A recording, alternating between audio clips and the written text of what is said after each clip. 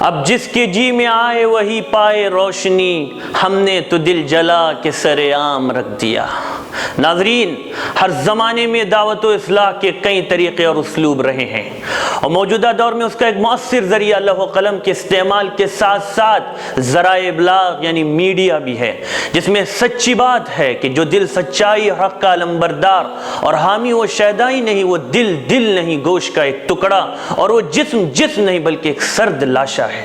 ادارہ فکر و خبر کا یہی مقصد اور نصب العین رہا ہے، جسے سچی بات کی ہفتہ واری پروگرام کے ذریعے بھی پورا کیا جاتا رہا ہے۔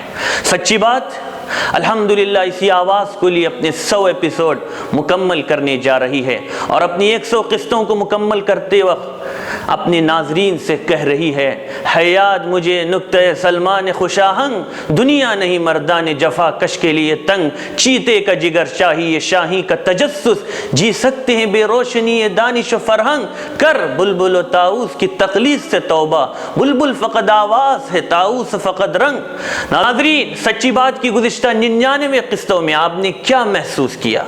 کیا سچی بات آپ کے من کی آواز بن رہی ہے؟